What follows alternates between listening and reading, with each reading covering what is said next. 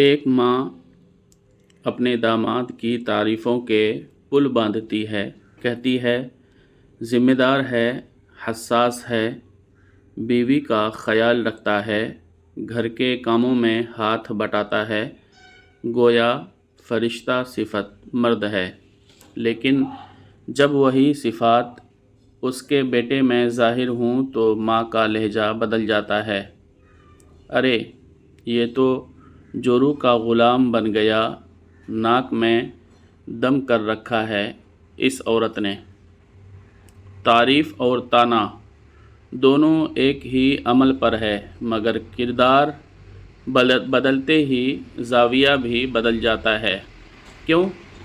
کیونکہ معاشرے میں بیٹی کا سکھ سسرال کی نرمی سے جڑا ہے اور بیٹے کا رعب بیوی پر سختی سے تولا جاتا ہے۔ اگر داماد نرم ہو تو نیک، اگر بیٹا نرم ہو تو کمزور۔ یہی تو وہ دو چہرے ہیں جو ہمیں سکھاتے ہیں کہ انصاف کا پیمانہ فرشتے نہیں، روایتی مفاد ہیں۔ بیٹیاں نازک پھول بن کر سسرال جائیں، مگر بیوی اگر نرمی مانگ لے تو وہ بدتمیز، ضدی، نخرے والی قرار پاتی ہے۔ جب تک ماؤں کی آنکھوں میں داماد کے لیے چاہت اور بہو کے لیے شک پلتا رہے گا، تب تک بیٹے جورو کے غلام اور بیٹیاں سسرال کی باندیاں ہی رہیں گی۔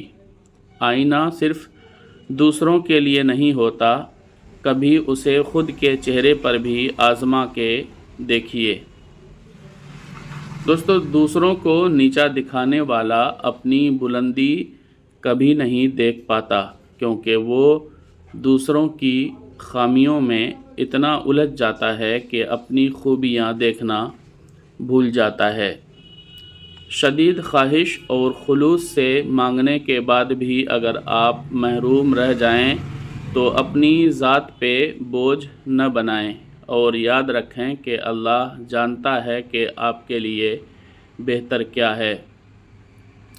دوستو، زندگی میں تمہیں کوئی ایسا شخص ملے جو تمہیں آدھی نظر سے دیکھے اور آدھے لفظوں میں بات کرے تو اسے اپنی توجہ کا ذرہ برابر بھی حصہ مت دو۔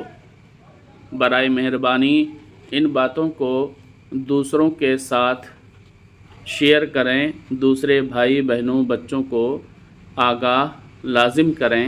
ہو سکتا ہے کہ آپ کے ایک شیئر سے کسی کی اصلاح ہو جائے۔